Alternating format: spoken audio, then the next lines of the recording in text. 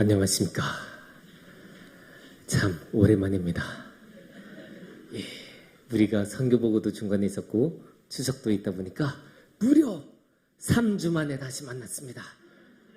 3주라는 시간은 예전에 있었던 이야기를 모두 잊어버리고도 남을 만큼 기나 긴 시간입니다. 그래서 잠시 지난 이야기를 조금 할 텐데 첫 번째 자막을 보여주실까요? 첫 번째 자막을 보여주시면, 예, 우리가 이거를 하고 있었죠. 우리가 하나님을 더욱더 잘 알면 좋겠다라는 마음으로 하나님의 속성들을 이제 하나씩 좀 살펴봤는데, 하나님의 속성들을 다 살필 수는 없고, 그래서 이제 그 하나님의 속성들 중에서 전능하신 하나님, 거룩하신 하나님, 사랑의 하나님, 살아계신 하나님, 이 네 가지를 중심으로 이제 한번 이 신학 강조에서는 이야기를 해보자라는 마음으로 우리가 시작했습니다. 그래서 다음 자막을 보여주시면, 우리가 지난번에 있었던 거는 그 중에 첫 번째였던 전능하신 하나님, 이거부터 시작했죠. 그래서 하나님께서 우리에게 그 도와주신 그 많은 일들을 보면 하나님께서는 정말 나를 도와주시는구나라는 것을 느낄 수 있었다. 이거를 가지고 우리가 함께 나눴습니다. 그래서 이제는 우리가 두 번째를 시작할 텐데요. 두 번째는 우리가 거룩하신 하나님에 대해서 오늘 이야기를 나눠보도록 하겠습니다. 우리가 하나님께서 하시다는 말 자주 하죠? 우리 권사님들도 장로님들도 집사님들도 다 하시는 이야기일 텐데, 우리는 이야기를 너무 많이 써요. 너무 많이 쓰다 보니까 우리가 이게 무슨 내용인지도 잊어먹을 때가 있어요. 하나님은 거룩하신 분이야. 힘줘서 이야기하는데 자세히 보면 그 거룩이 그래서 그게 무슨 뜻인가 고민하게 돼요.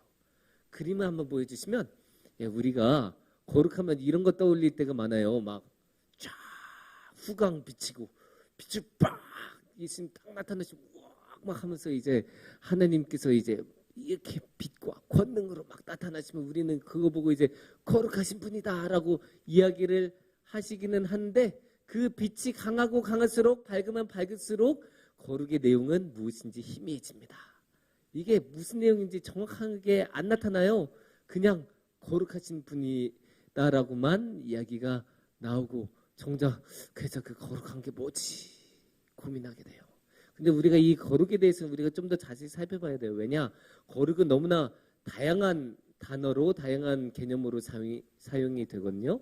그래서 이제 예를 들면 우리가 국방의 의무는 신성한 의무이다, 이런 이야기 많이 하잖아요. 여기서 신성하다는 게 뭐예요? 거룩하다는 것 아닙니까?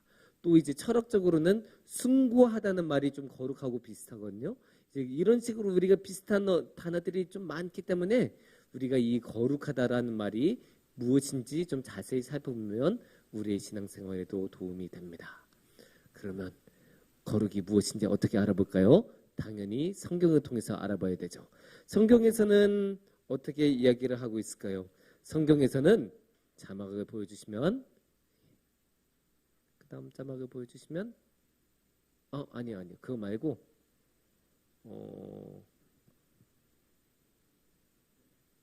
그거 위에 그 앞에 거,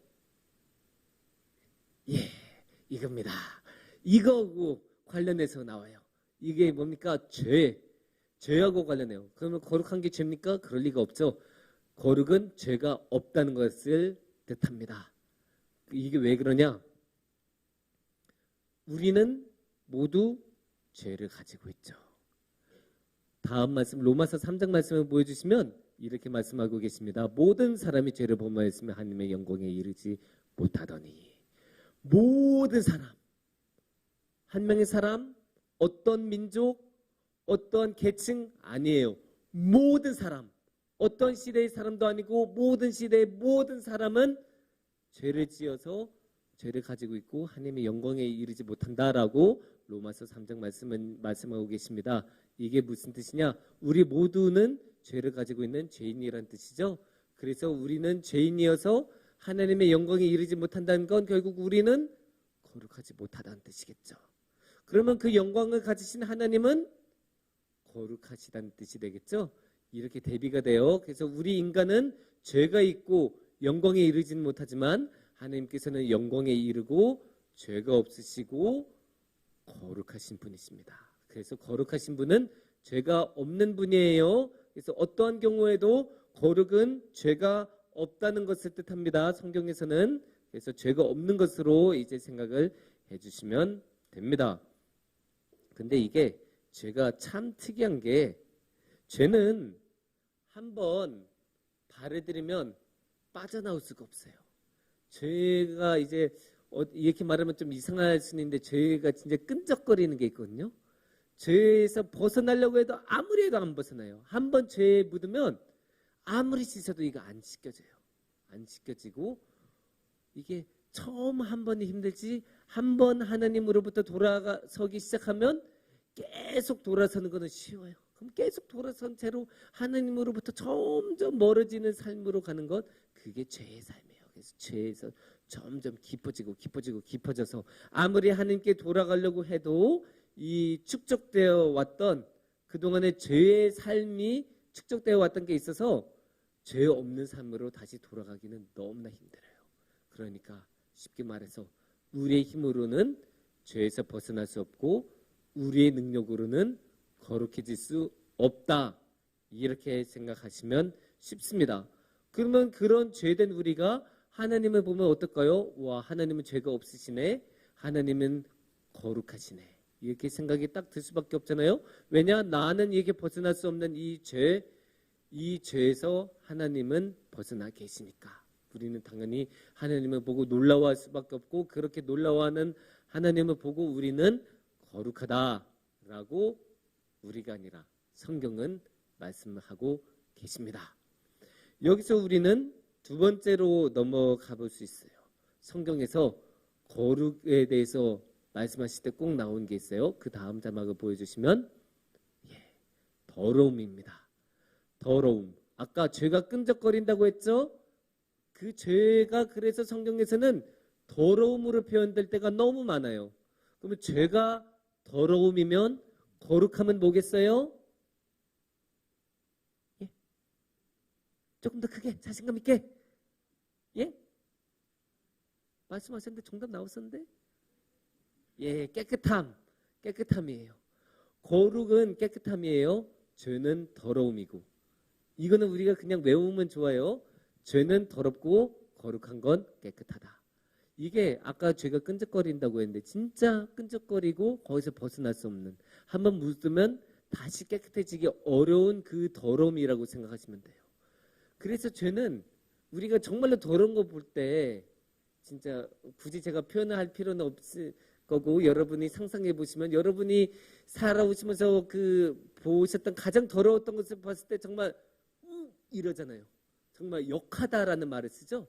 죄가 사실 그래요. 우리가 너무 죄의 삶에, 죄의 생활에 익숙해져서 죄를 저지르면서도 그거 잊어버리는 경우가 많은데, 사실 알고 보면 죄는 그렇게 역하고 더러운 거예요. 그런 거에 비해서 죄가 없는 삶은 뭐겠어요? 깨끗한 거예요. 이렇게 달라집니다. 그래서 죄는 더러운 거고 거룩한 건 깨끗한 것입니다. 그래서 이제 거룩함은 깨끗함인데, 여기서 이제 또 하나의 중요한 것이 있습니다. 우리가 더러운 것하고 깨끗한 것을 보통 같이 두지는 않죠.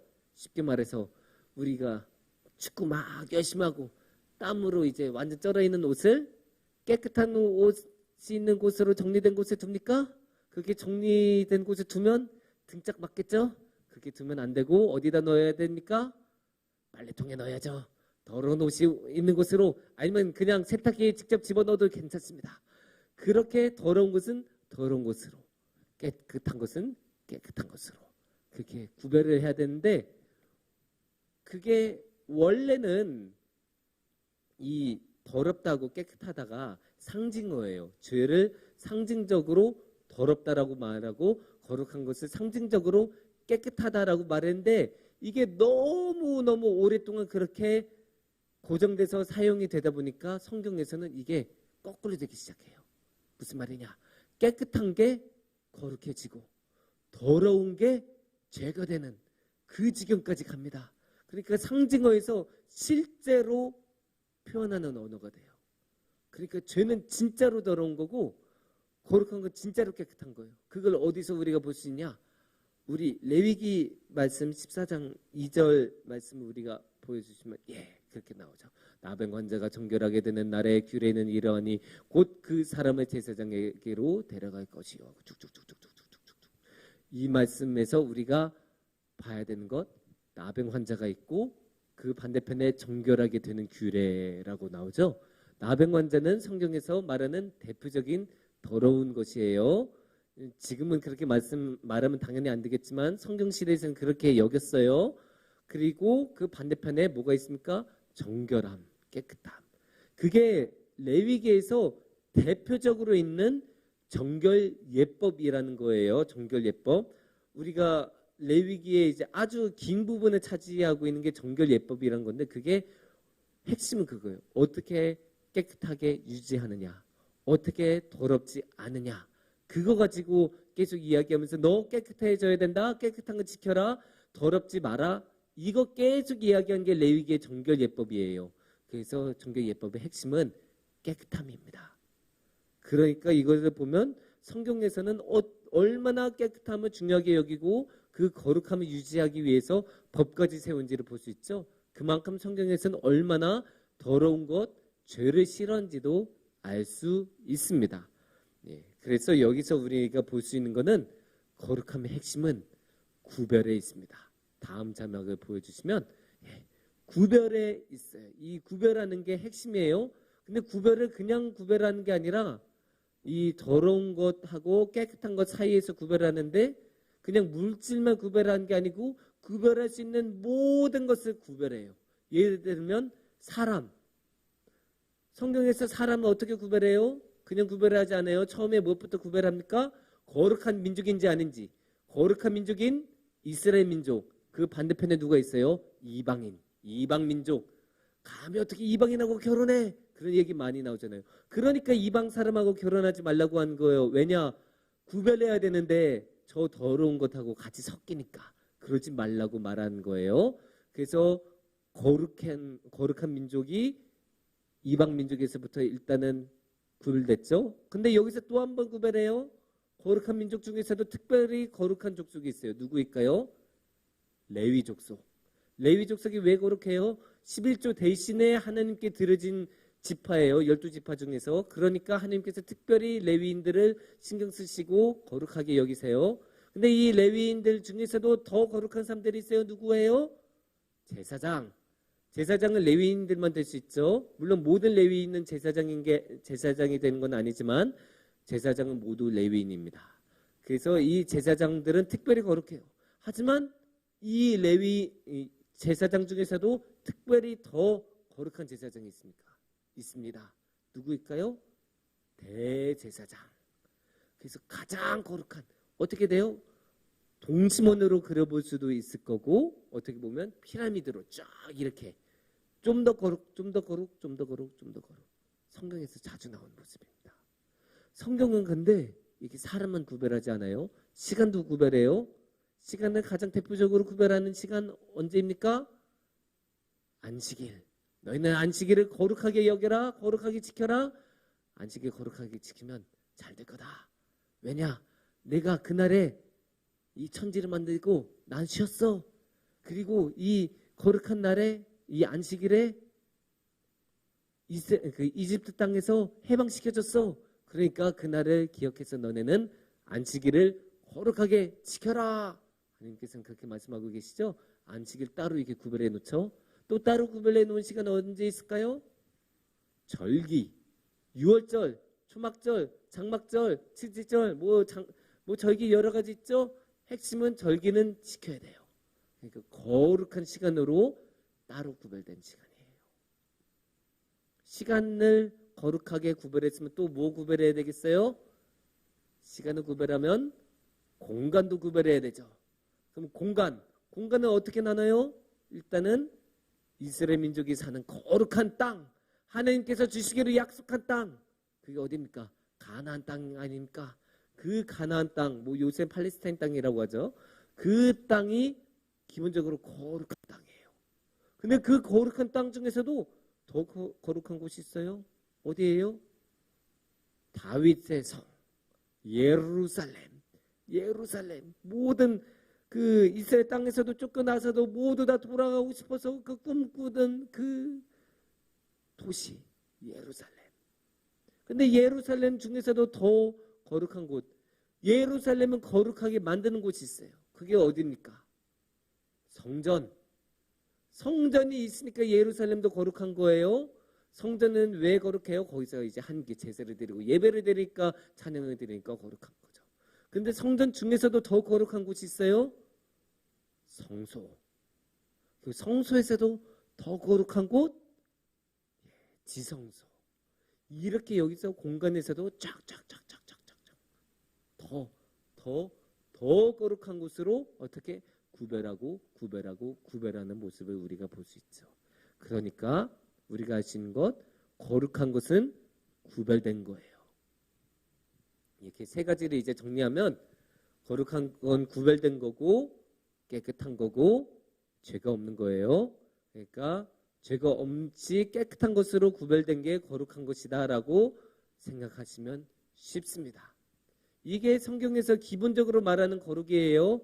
물론 다양한 다른 적용 사례도 있겠지만, 일단 우리가 기본을 확실하게 알아야 되니까, 기본은 죄가 없다, 깨끗하다, 구별된다. 이 세 가지입니다.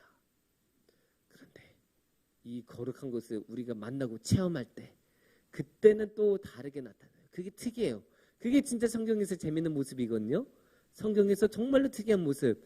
사람들이 이 거룩한 것을 만났을 때 어떤 모습을 보여주는가, 그게 이제 진짜 특이한 건데, 그 대표적인 모습을 우리가 오늘의 본문에 볼 수 있죠. 이사야 6장 3절 말씀을 보여주시면, 서로 불러 이르되 거룩하다 거룩하다 거룩하다 만군의 여호와여 그의 영광이 온 땅에 충만하도다 하더라 라고 천사가 나타나서 이야기한 거예요. 천사가 나타나서 하나님 보고, 하나님 당연히 어떤 분이에요? 거룩하신 분이죠. 그러니까 거룩하다.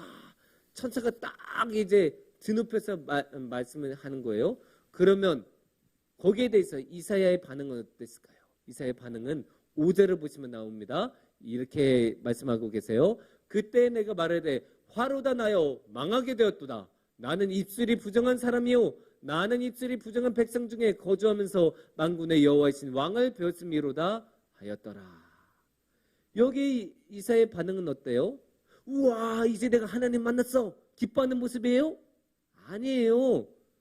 화로다. 망했다. 내가 망하게 되었다. 두려워하는 모습이에요. 내가 하나님을 만났다니 망하게 되었다. 우리 생각하고 되게 다르잖아요. 우리는 하나님 만나면 좋을 것 같고, 하나님 만나면 드디어 하나님 만나보게 되었네, 기뻐할 것 같은데, 성경에서는 아니에요. 성경에서는 이사야가 하나님 만났을 때 망했다고 해요. 거룩한 분을 보자 망했다고, 나는 이제 큰일 났다라고 해요. 왜 그럴까요? 이 말씀 안에 다 나와 있어요. 여기서 이사야는 뭐라고 고백해요? 나는 입술이 부정한 자로다 라고 말하죠. 입술이 부정한 백성 중에 거주하면서 만군의 여호와이신 왕을 배웠습니다. 이렇게 말하고 있잖아요. 이게 뭐냐? 평소에는 그냥 잘 살았을 거 아니에요? 평소에는 자신감도 있고 자존감도 있고 그러면서 나는 그래도 열심히 살아왔어. 예언자로서 할 일을 하면서 난 잘 살아가지. 이렇게 살아갔을 이사야였을 텐데, 근데 그런 이사야가 어느 날 갑자기 하나님을 만나 배웠어요. 근데 그 하나님을 보자마자 딱 느끼는 거예요. 저 하나님은 죄가 없으신 분이잖아요. 거룩하신 분이잖아요. 그 거룩하신 하나님을 보니까, 그 거룩하신 하나님을 보다가 나를 보니까 어때요? 너무 더러운 거예요. 너무 더럽고 욕할 정도로, 어떻게 손도 대지 못할 정도로 더러운 사람이란 걸 깨닫게 된 거예요. 이렇게 더러운 사람인 내가 어떻게 감히 하나님 앞에 섰나? 어떻게 하나님을 감히 만났나? 이 생각이 드니까 나는 입술이 부정한 중에 백성 중에 거주하면서 만군의 여호와신 왕을 만나 뵈었다. 이렇게 말이 나온 거죠. 어떻게 이렇게 더러운 내가 감히 저 거룩하신 하나님을 만날 수 있나? 내가 하나님 뵙는 것 자체가 하나님을 욕보이는 거고 하나님을 더럽게 만드는 게 아닌가? 이 자책감이 드는 것.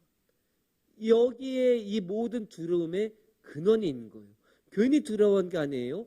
자신이 얼마나 더러운지 얼마나 죄인인지를 깨닫게 되니까 이런 두려움이 일어나는 것입니다.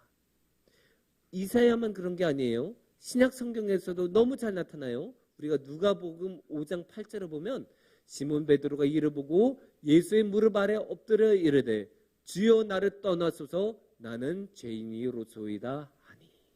이게 베드로가 예수님 만나는 장면이거든요. 예수님 만나면 우리는 어떻게 해요? 예수님 너무 좋아요. 예수님 만나고 싶어요. 예수님 제 병 고쳐주세요. 예수님 뭐 이거 해주세요. 저거 해주세요. 라고 말할 법도 하잖아요. 아니에요. 베드로는 만나자마자 무릎을 꿇고 엎드려서 예수님께 빌었어요. 예수님 저를 떠나주세요. 저는 죄인입니다. 저는 너무나 죄인이기에 거룩하신 예수님 곁에 있을 수가 없습니다. 저를 떠나주세요. 제가 감히 예수님 앞에 있을 수가 없습니다. 이렇게 고백하는 거예요. 그래서 우리는 거룩하신 예수님 앞에 있으면 우리의 죄가 너무나 잘 드러나기 때문에 그래서 하나님 앞에 서는 걸 두려워하고 하나님 앞에 나서는 것을 무서워합니다.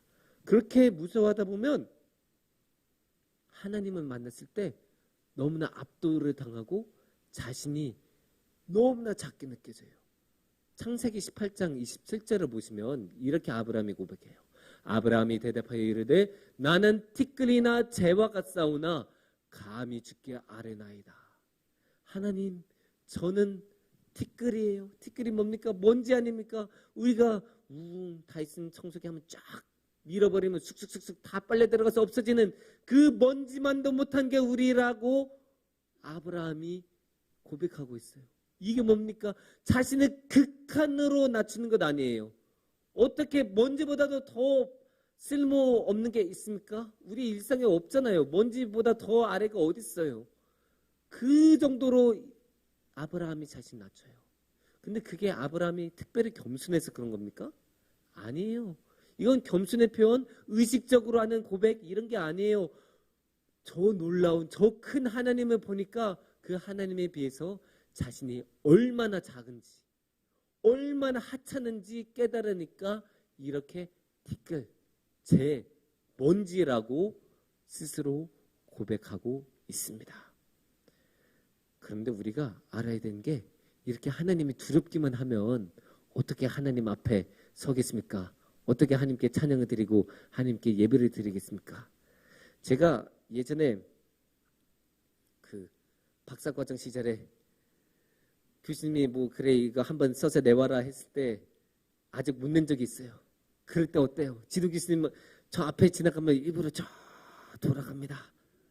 왜 그렇습니까? 만나봤자 좋은 말 들을 것도 없고 두려움이 가득 차 있기 때문입니다. 하지만 다 쓰고 나서는 교수님 만나고 싶어져요. 그때 언제 교수님 나타나시나? 그때는 다시 사랑이 일어나요. 이거예요. 다시 한번 자막을 보여주시면 두 번째 포인트, 두려움이 아니라 사랑. 두려움만큼이나 사랑도 우리 안에 있어요. 대표적으로 우리가 볼 수 있는 것 시편 84편 1절 말씀을 보면 이렇게 고백해요. 만군의 여호와여 주의 장막이 어찌 그리 사랑스러운지요. 하나님이 두렵기만 하다면 하나님의 장막이 사랑스럽겠습니까? 하나님의 장막 보기만 해도 무서워서 반대편으로 도망가겠죠. 하지만 하나님이 너무나 좋고 하나님이 너무나 사랑스러우니까 두려우면서도 하나님께 앞으로 나오고 두려우면서도 그 하나님을 사랑하니까 하나님의 장막 앞으로 나아가는 거예요. 그게 우리의 모습이거든요. 그게 성경의 모습. 성경에서는 그런 모습으로 가득 차요. 너무나 두렵고 내가 너무나 죄인인 것을 알지만서도 그래도 하나님께 나아가겠다. 왜냐? 하나님을 사랑하니까. 도망가기 바쁘지만 도망가고 싶은 마음이 가득하지만 그래도 발걸음을 돌리고 그래도 뒤돌아서서 하나님 제가 여기 있습니다. 저를 부르셨습니까? 저를 쓰시옵소서라고 말하는 게 성경의 모습이고 성경에는 그렇게 하나님을 사랑하는 사람들로 가득 차 있습니다. 하지만 그렇게 가득 차 있는 사람들이 성경에만 머물러 있으면 되겠습니까? 아닙니다. 우리도 하나님을 두려워하면서도 동시에 사랑해야 하는 사람들입니다. 왜냐? 우리 모두 거룩해질 수 있기 때문입니다. 정확하게 말하면 우리는 거룩해질 수 있을 뿐만 아니라 하나님께서는 우리 보고 거룩해지라고 하십니다. 그러니까 우리가 가만히 있으면 안 돼요. 그냥 저는 여기까지입니다. 하나님 그만할게요 라고 말하면 안 되고 우리는 최선을 다해서 거룩해져야 돼요. 왜냐? 하나님이 명령을 하셨기 때문입니다. 하나님께서 그것을 원하시기 때문입니다. 그거는 어디서 보면 알 수 있냐? 레위기 11장 45절을 보시면 이렇게 말씀하십니다. 나는 너희의 하나님이 되려고 너희를 애굽 땅에서 인도하여 낸 여호와라. 내가 거룩하니 너희도 거룩할지어다. 너무 좋은 말씀, 중요한 말씀이니까 내가부터는 우리 다 같이 한번 읽어볼게요. 시작. 내가 거룩하니 너희도 거룩할지어다. 아멘. 이건 하나님께서 원하시는 거예요. 그러면 하나님께서 원하시면 우리가 어떻게 해야 돼요? 당연히 해야죠. 하나님께서 원하시는 것은 우리에게 명령하고 똑같은 거예요. 그러면 우리는 어떻게 해야 돼요? 거룩해져야 합니다. 근데 덮어놓고 이제부터 우리 거룩해집시다 하면 거룩해집니까? 안 되죠. 어떻게 하면 거룩해질 수 있겠습니까? 거룩함에 중요한 것, 죄가 없는 거라고 했는데 우리가 스스로 죄 없앨 수 있습니까? 안 되죠. 모든 사람은 죄에 빠져있다. 로마서 3장 23절 말씀 아까 읽지 않았습니까? 그러면 우리는 어떻게 거룩해질 수 있겠습니까? 여러 가지 방법이 있겠지만 그 중에 한 가지 방식만 알려드리면 나를 낮추고 하나님을 높이는 것. 이게 핵심입니다. 쉽게 말하면 나를 통해서 하나님이 드러나게 하면 거룩해지는 거예요. 다른 거 필요 없어요. 내가 아니라 하나님이 빛나는 것.